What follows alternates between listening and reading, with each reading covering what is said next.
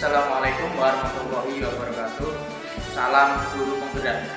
Bapak Ibu yang saya hormati, perkenalkan saya Mulyoto, calon guru penggerak angkatan 4 dari Kabupaten Grobogan.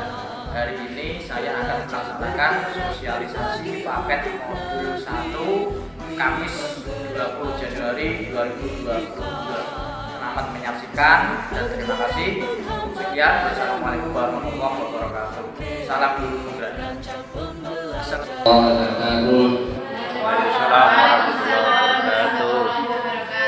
Bismillah, alhamdulillah, wassalatu wassalamu ala rasulillah wa ala alihi wa ashabihi wa mawalah amma ba'da. Yang terhormat beliau Bapak Haji selaku pengawas PAI Kecamatan Gedung, dan yang terhormat beliau Bapak Soyo selaku Kepala SDN Negeri Werdoyo, dan tak lupa kepada semua rekan-rekan peserta KKG dari peserta sosialisasi dan pembebasan calon guru penggerak yang saya hormati. Yang pertama adalah kita panjatkan syukur kepada Ilahi Rabbi dengan ucapan alhamdulillahirabbil alamin. Allahumma shalli wa sallim ala sayyidina Muhammad wa ala ali sayyidina Muhammad, amma ba'd. Marilah acara sosialisasi dan pembebasan calon guru penggerak angkatan 4 Kabupaten Grobogan yang akan disampaikan kepada beliau Bapak Mulyoto. Kita mulai. Acara yang pertama adalah pembukaan. Mari kita buka dengan bacaan Fatihah. Semoga acara ini lancar, tidak ada halangan hal yang mengundang. Al-Fatihah. A'udzubillahi minasyaitonir rajim. Bismillahirrahmanirrahim. Alhamdulillahirabbil alamin arrahmanir rahim maliki yaumiddin. Iyyaka na'budu wa iyyaka nasta'in ihdinas siratal mustaqim. Siratal ladzina an'amta 'alaihim ghairil maghdubi 'alaihim waladdallin. Amin.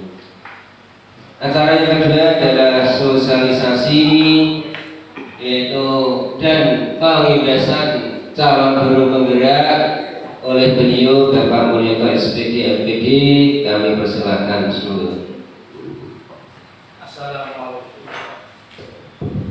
Assalamualaikum warahmatullahi wabarakatuh. Waalaikumsalam warahmatullahi wabarakatuh. Monggo Bapak Mas.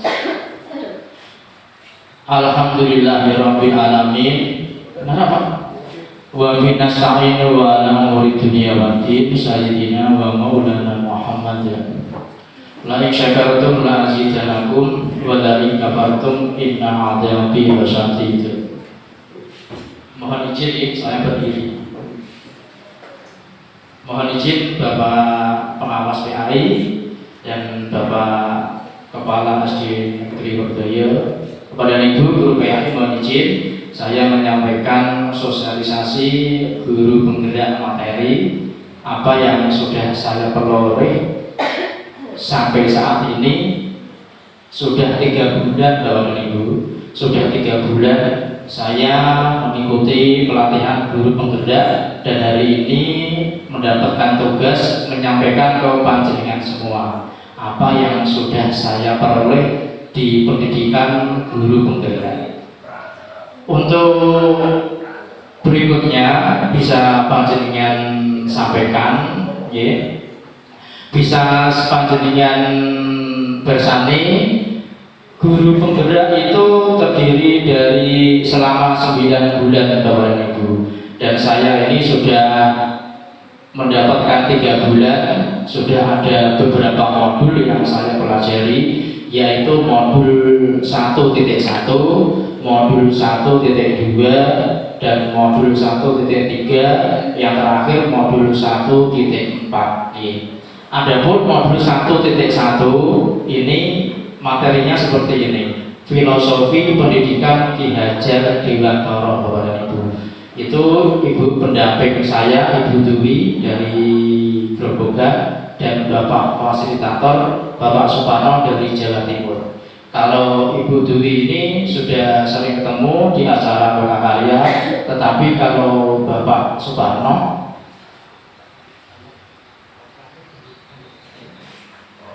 ini Jawa Timur belum pernah ketemu sama sekali, yaitu hanya lewat online. Materi pertama adalah di modul 1.1 ini tentang sejarah Bapak Ibu. Kenapa? Karena Ki Hajar Dewantara adalah Bapak Pendidikan Nasional. Oleh karena itu lambangnya adalah tadi di gambar ini di spanduk adalah gambarnya Ki Hajar Dewantara.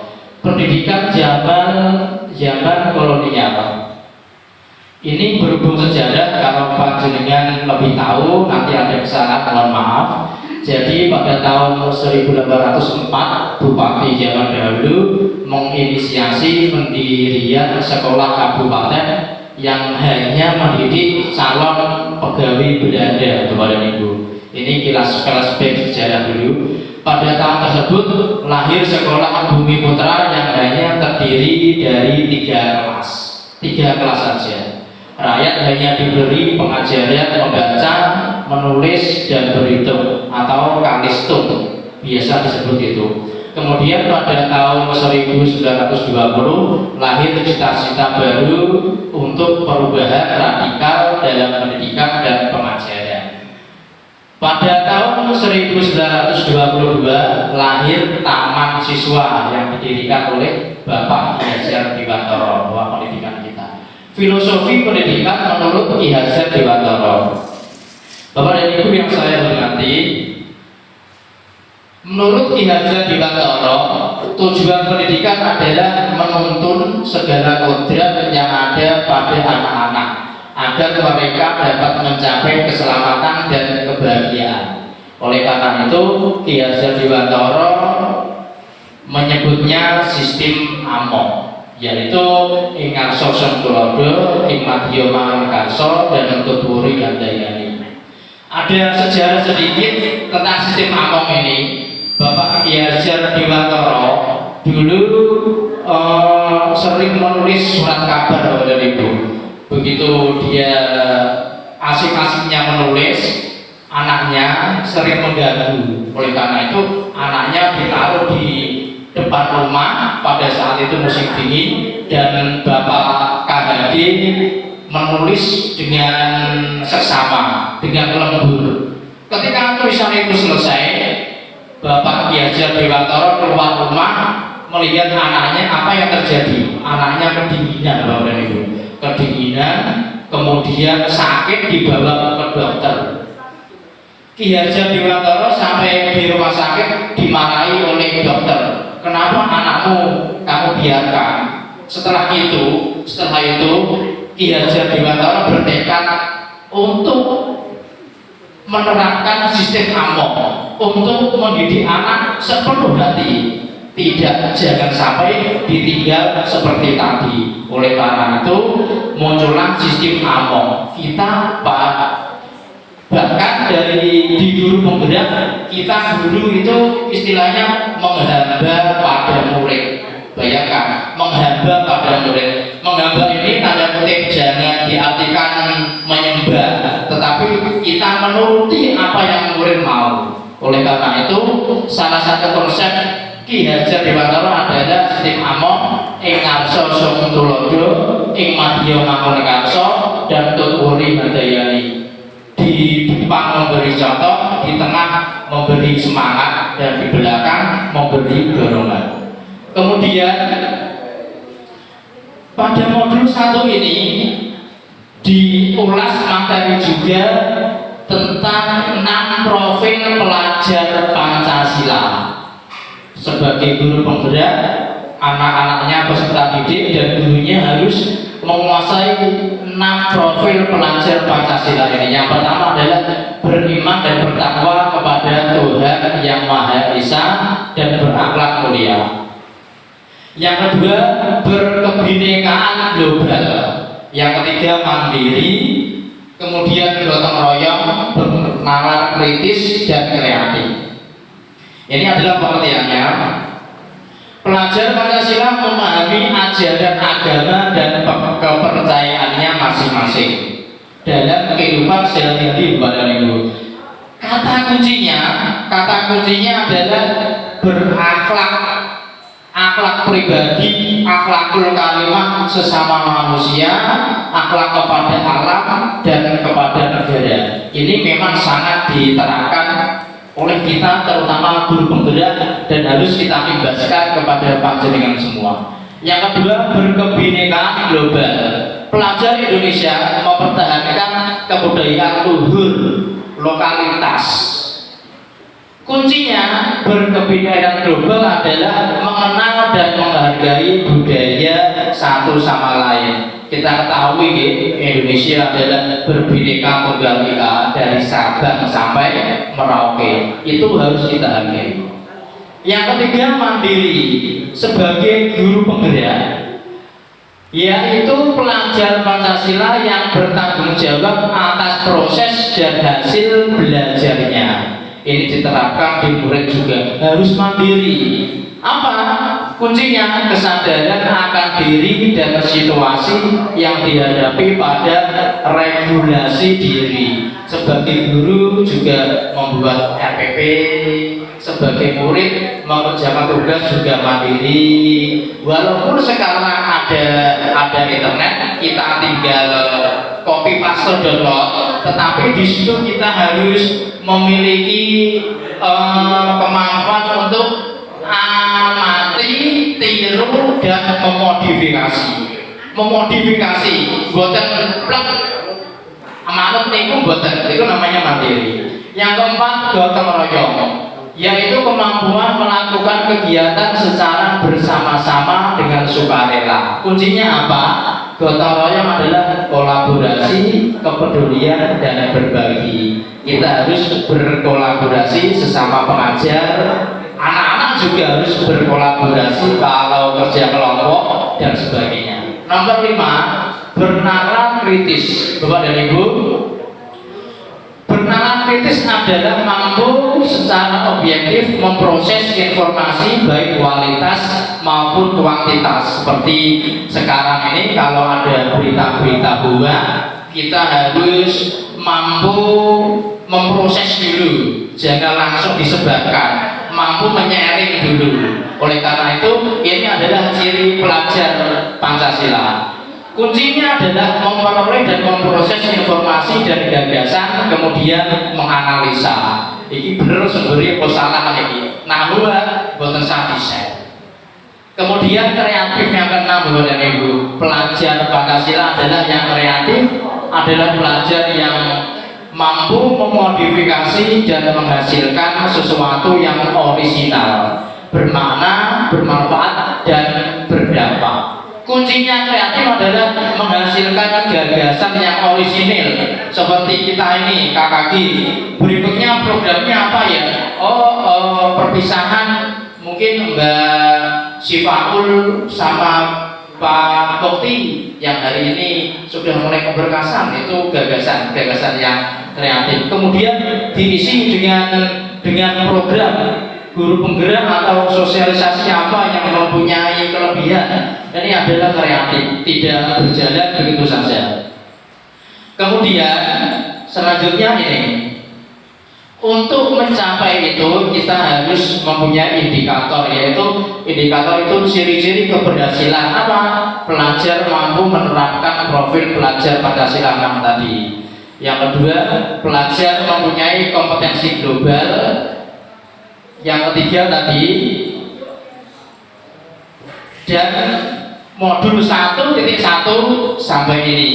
Berikutnya yang perlu saya sosialisasikan adalah modul 1.4 yang wajib 1.1 dan 1.4. 1.2 dan 3 nanti kalau ada waktu bisa, kalau tidak ya karena 1.2 dan 1.3 itu sunnah. Kemudian 1.4 ini saya buka dulu. Modul 1.4 ini nanti permasalahan yang luar biasa ini. Modul 1.4 ini Bapak dan Ibu yang saya hormati. Ya, ini modul 1.4 adalah budaya positif. Budaya positif. Ini modul 1.4 saya mendapatkan kelompok Bu Anita dan Bu Dia. Bukan mana ya? Ini tiga kelompok saja. Di modul 1.4 ini dibahas, ini bukan Ibu, langsung kasus.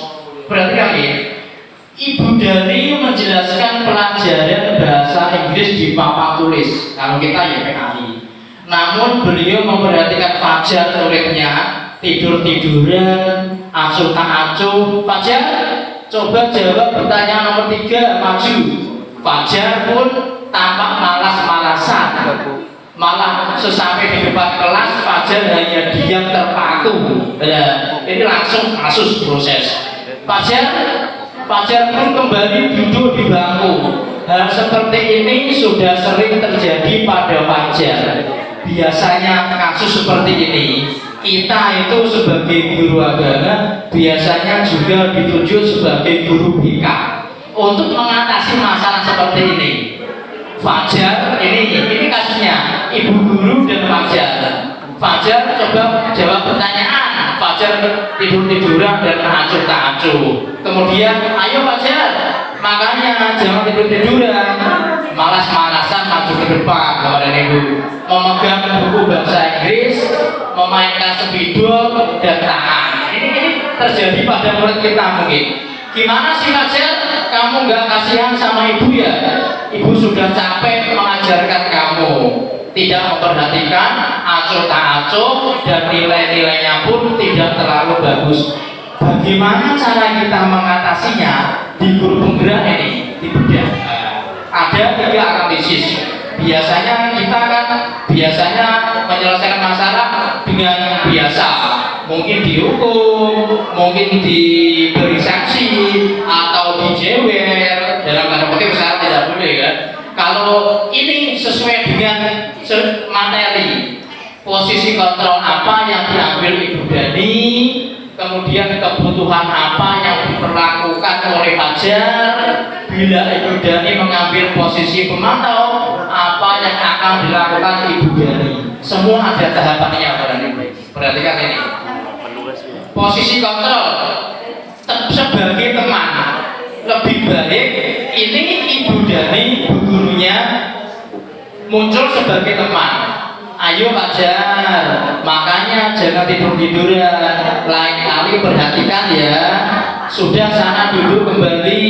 Kira-kira siapa yang bisa? Aduh. Ini adalah pendekatan sebagai teman Bapak dan Ibu. Yang berikutnya membuat orang merasa bersalah. Nah nomor 2 salah. Tadi Bu guru salah Bu Dani. Gimana sih Fajar? Kamu gak kasihan sama ibu ya? Ibu sudah capek-capek mengajar kamu kasihan sama ibu. Kamu gak kasihan. Ini kalau guru bilang seperti ini, muridnya merasa bersalah. Karena gimana sih Fajar? Ini perlu kita hindari. Harusnya yang di atas. Kemudian kebutuhan yang dibutuhkan Fajar, kebutuhan yang ingin dipenuhi adalah cinta dan kasih Bapak dan Ibu. Anak si karpe diri ternyata membutuhkan perhatian yang khusus, cinta dan kasih. Posisi kontrol pemantau lagi. Kamu bukan satu-satunya murid yang tidur-tiduran saat pelajaran. Wajar jika kita lelah dan ingin istirahat. Yang diucapkan Bu Dani seperti ini, menstabilkan identitas. Kemudian validasi tindakan. Ibu mau tahu kenapa kamu tidur-tiduran? Pilih yang mana? Nah, ini pemantau. Yang ketiga menanyakan keyakinan. Yang bagus kan nomor 2 Fajar. Apakah kamu peraturan kelas masih ingat? Kalau tidur-tiduran sanksinya apa?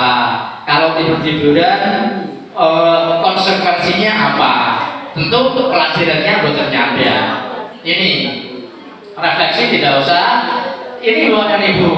Ini ada teori posisi kontrol itu ada 5. Jadi kalau ada kasus, panjenengan pilih salah satu ini. Satu penghukum. Guru hanya ada satu cara agar pembelajaran bisa berhasil. Patuhi aturan saya atau awas. Ya ini. Ono anak sih gak gara PR, jadi awas atau patuhi peraturan saya. Ini dia berposisi sebagai penghukum. Yang kedua, membuat orang merasa bersalah. Guru membuat murid merasa bersalah. Ucapannya seperti ini, ibu sangat kecewa sekali dengan kamu. Itu murid akan merasa bersalah. Jangan sampai seperti itu. Yang ketiga, teman. Guru tidak akan menyakiti murid, tetapi mengontrol murid. Ya sudah, kali ini tidak apa-apa. Nanti ibu guru bantu bereskan. Di guru penggerak langsung dicontohkan kalimatnya. Nomor 4, memantau. Guru memonitoring dan mengawasi perilaku murid. Apa yang telah kamu lakukan, konsekuensinya apa, Kak? Nah, ini sebagai pemantau. Yang kelima, manajer. Guru mempersilahkan murid mempertanggungjawabkan perilakunya. Apa rencana kamu untuk memperbaiki hal ini jika ada anak yang tidak mengerjakan PR? Nah, apa rencana kamu untuk memperbaiki hal ini? Jangan sampai tidak mengerjakan PR lagi. Berarti sebagai manajer nomor 5. Berikutnya, kebutuhan dasar manusia juga ada 5. 1, kebutuhan bertahan hidup, makan, kemudian kesehatan rumah. Yang kedua, cinta dan kasih sayang, seperti Fajar tadi. Peserta didik ingin disukai dan diterima oleh lingkungannya. Yang ketiga, penguasaan. Peserta didik ingin diakui atas prestasi dan keterampilan. Oleh karena itu, kalau kita memberi tugas, mohon kita harus menilai, Bapak dan Ibu. Nilai itu merupakan penghargaan bagi siswa. Jangan sampai cocoknya siswa ya, jangan sampai wes IPR siswa lah, betul sah. Kalau masih ada waktu, beri nilai kepada anak. Itu merupakan suatu penguasaan peserta didik. Kemudian yang keempat, kebebasan, kebutuhan akan kemandirian. Uang ini pengen mandiri, anak-anak ini kok ngomong baik, berarti pengen mandiri berarti. Mungkin di rumah dikekang sehingga di sini berbicara sendiri. Mungkin ada masalah tentang keluarganya, di sini pingin bebas dan sebagainya. Yang kelima, kesenangan, mencari kesenangan, bermain dan bertakwa. Sesekali dan bertertawa maksudnya. Sesekali anak-anak kalau bisa disuruh keluar, kemudian diajak belajar di luar dan bermain, dan diajak tertawa bersama, dalam arti tentu tentang edukasi atau pendidikan. Ini adalah kebutuhan dasar kita semua, ada 5. Terima kasih. Berikutnya modul 2 dan 3 akan jadi satu PowerPoint, akan saya sampaikan sekali. Ini modul 2 dan 1.2 dan 1.3. Ini jadi satu. Materinya adalah peran dan nilai guru penggerak. Ini nilainya di guru penggerak itu apa atau dan perannya. Yang pertama, nilai dan peran guru penggerak adalah seorang guru penggerak harus mampu memainkan peran seorang guru penggerak, yaitu rekan sejawat, komunitas sekolah, praktisi pendidikan, dan juga komunitas lainnya. Seperti KKG ini komunitas, dan di KKG ini saya bangga-banggakan. Ketika saya daftar guru penggerak dulu, itu wawancaranya 2 jam, Bapak dan Ibu. Bayangin, 2 jam wawancara online seperti Zoom gitu. Itu saya ceritakan, tapi cuma bercerita sama panjenengan posisi di komunitas sebagai apa, kemudian kegiatannya apa. Panjenengan saya bangga-banggakan karena saya punya KKG yang setiap bulan ada kegiatan, dibanding guru olahraga kan menang kita. Itu jadi kalau bisa panjenengan sama KKG guru kelas, guru olahraga harus di atas. Jadi memang komunitas kita itu perlu kita banggakan. Kemudian guru penggerak itu harus kolaborasi, refleksi, inovasi, serta berpihak pada murid. Ini mandiri tadi sudah. Yang monet, yang sertifikasi sebentar lagi ada monet. Kita harus mandiri, membuat tugas, membuat perangkat pembelajaran dan sebagainya dipenuhi. Kemudian reflektif, kita merefleksi diri, kekurangannya kita apa, kita nilai diri sendiri. Setelah kita melakukan kegiatan, kita kurangnya apa, belajar kurangnya apa. Kolaboratif, kita kolaborasi. Yang mempunyai laporan daring siapa ya, di share, itu namanya kolaborasi. Kemudian kita modifikasi. Inovatif, kita kalau bisa membuat cara yang di luar kebiasaan. Yuk, KKG gawe channel YouTube ya, nanti siapa tahu ada subscribe-nya banyak terus menghasilkan. Yuk, KKG membuat blog ya, kita nanti tulisan di sana kita muat, siapa tahu ada iklannya.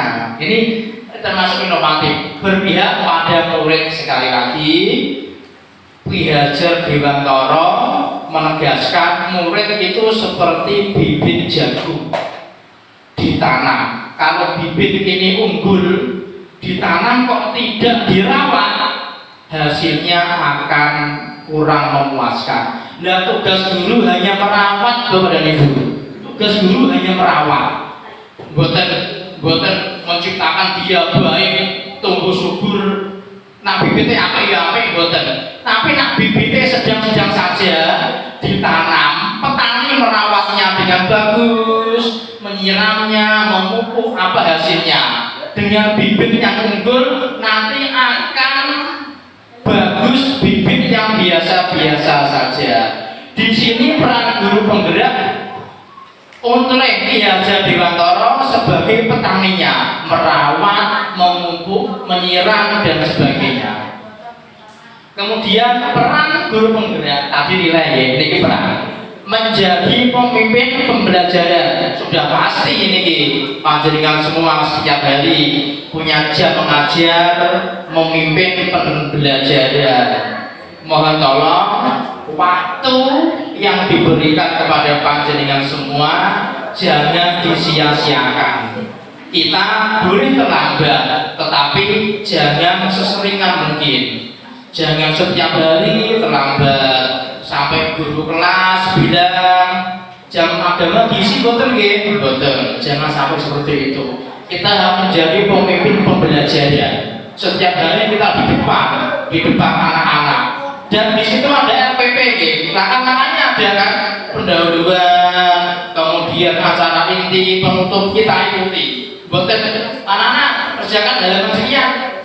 Ini nggak biji, terus pun nggak diterangke, nggak pareng itu. Kalau bisa sesuai RPP. Yang kedua, menggerakkan komunitas praktisi. Ini kita punya komunitas KKG di Dabin, masing-masing juga ada komunitas, PGRI juga ada. Ini harus kita gerakkan, Bapak dan Ibu. Kita harus bisa menjadi penggerak. Kemudian menjadi coach bagi guru lain. Kemarin Pak Nardi meng-share sekolah penggerak, isinya apa materinya. Nanti Pak Nardi bisa menjadi coach atau pelatih bagi guru lain, bisa disosialisasikan. Pak Tajib dulu mondok bisa membaca kitab kuning, mungkin kan bisa diisi. Caranya bagaimana membaca kitab kuning tanpa harokat, ini menjadi pelatih dia. Ada yang mempunyai apa itu kelebihan masing-masing, jadi bisa kita tularkan menjadi coach bagi guru lain. Mendorong kolaborasi antar guru tadi ya, kolaborasi ya, yang mempunyai administrasi agama di-share kolaborasinya. Bapak dan Ibu ya, yang mempunyai RPP satu lembar di-share, kita kolaborasi. Pemberkasan sertifikasi, mari yang mempunyai file kita share, kita penuhi apa-apa saja. Kemudian itu kita mendorong kolaborasi. Kemudian mewujudkan kepemimpinan murid. Ini pasti panjenengan menjadi pemimpin semua. Ya. Kemudian berikutnya ya, modul 1.3 yaitu visi guru penggerak. Ini di SD 2 Sumur Gede. Ini visi guru penggerak loh, boten visi sekolah. Nah, visi sekolah kan Ada di kurikulum. Ini visi guru penggerak, visi kita. Apa? Nah, untuk mewujudkan visi kita perlu pemetaan, yaitu sebagai guru penggerak perubahan dalam pendidikan. Kita harus menjadi bagian dari perubahan, bukan pasif tapi aktif. Kemudian di sana kita petakan murid kita. Murid kita bagaimana? Generasi penerus bangsa yang harus kita tuntun. Ini kekuatan kita petakan. Kemudian di sana ada kepala sekolah sebagai apa? Leadership, motivator, dan manajer. Kemudian guru yang lain sebagai apa?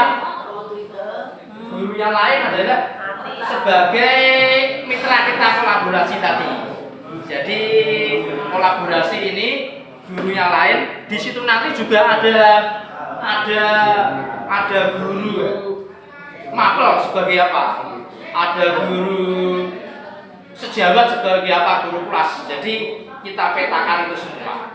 Kalau sudah kita petakan, kita bisa membentuk visi misi guru penggerak. Nah, saya kemarin visi misinya sebagai guru penggerak. Saya gini visi misi saya sebagai guru penggerak. Visi saya mengaplikasikan guru penggerak sebagai profil pelajar Pancasila. Jadi kita aplikasikan di dalam KBM, kita aplikasikan di dalam kelas untuk mencapai profil guru penggerak tadi. Itu visi saya sebagai guru penggerak. Jadinya nanti saya mohon kalau program guru penggerak dibuka daftar. Saya dulu sejarahnya seperti ini, historinya, kronologinya. Yang pertama buka SIM PKB. Yang kedua di situ ada pilihan, ada PPG, guru penggerak, diklat inquiry, wakil sembarang. Panjenengan buka klik guru penggerak.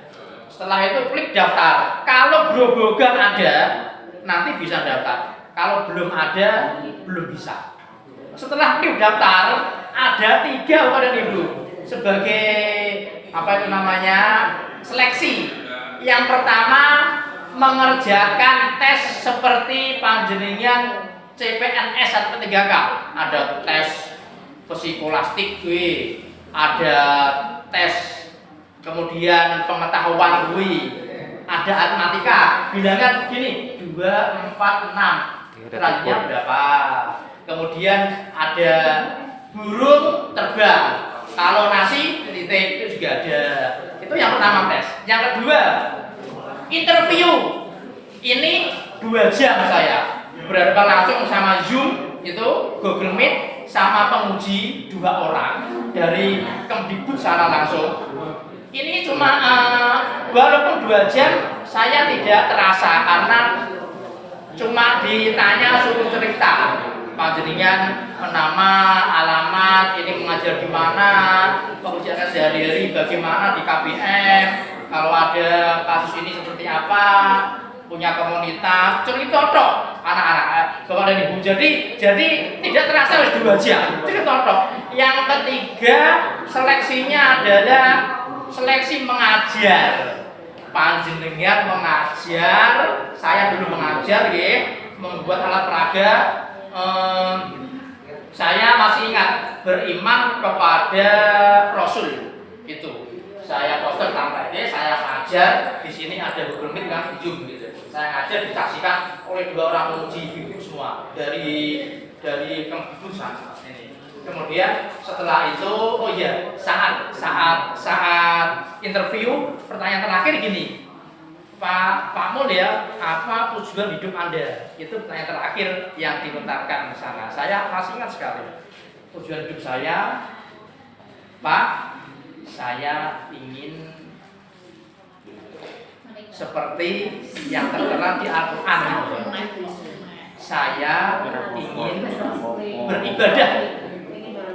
Wa ma khalaqtul jinna wal insa illa liya'budun. Allah tidak menciptakan jin dan manusia kecuali untuk beribadah. Saya untuk beribadah tujuan utama saya, Pak. Itu yang pertama. Yang kedua, setelah itu saya ingin berbagi. Oleh karena itu saya itu guru penggerak. Nanti ilmunya dapat kita bagikan kepada anak-anak, dapat kita bagikan kepada guru-guru lain. Itu tujuan hidup saya. Itu jawaban saya seperti itu. Setelah 1 bulan pengumuman, alhamdulillah nama saya keluar, lulus. Yang nggak lulus juga banyak sekali. Tapi begitu lulus, alhamdulillah. Kemudian setelah lulus ada lokakarya seminar 1 bulan 1 kali. Yang pertama lokakarya saya di Hotel 21. Yang kedua lokakarya saya di Hotel Kiriat. Nanti yang ketiga bulan depan Februari sudah ada jadwal lokasi di mana menunggu. Selain itu setelah lokakarya sehari-harinya mungkin 1 minggu sekali ada Google Meet. Google Meet ada Zoom atau dua kali seminggu. Setelah itu ada tugas sebenarnya Ibu di LMS online. Ada tugas yang harus panjangan isi itu saja. Di save mau nafas juga centang kayak PPG kalau sudah PPG. Kalau belum ya belum centang gitu. Dan program guru penggerak ini memang lagi viral-viralnya. Bahkan Mas Menteri Nadiem Makarim bilang kalau yang mempunyai sertifikat guru penggerak akan menjadi yang non PNS akan prioritas menjadi P3K atau CPNS. Sekarang yang PNS nyalon kepala sekolah harus mempunyai sertifikat guru penggerak. Jadi memang ini sekolah penggerak dan guru penggerak sangat viral sekali. Baru booming-boomingnya. Oleh karena itu nanti panjenengan kalau dibuka guru atau sekolah penggerak mohon ikut berdaftar agar supaya apa program yang baik ini bisa panjenengan ikuti dan mendapat ilmu.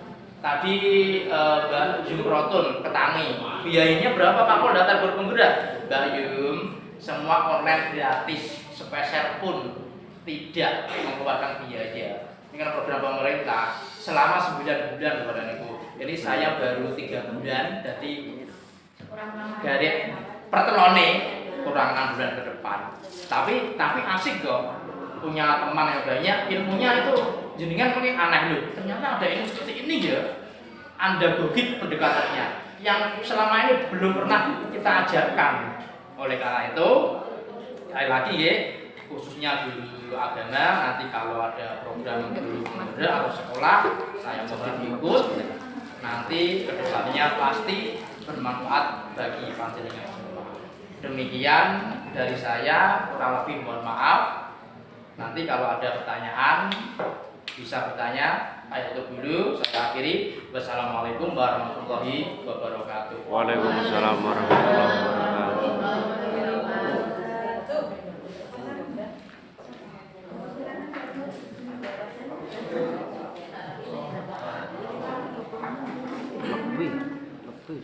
Ya rekan-rekan semua sudah jelas apa yang telah disampaikan tadi maupun mungkin ada pertanyaan-pertanyaan, silakan Bapak Ibu untuk memberikan pertanyaan monggo.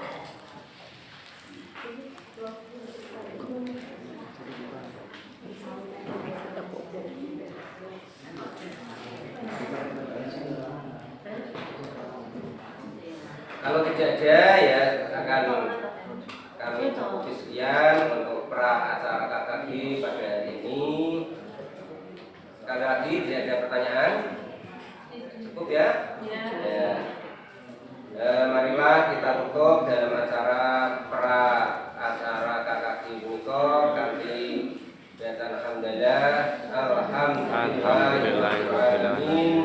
Wassalamualaikum warahmatullahi wabarakatuh. Waalaikumsalam warahmatullahi wabarakatuh.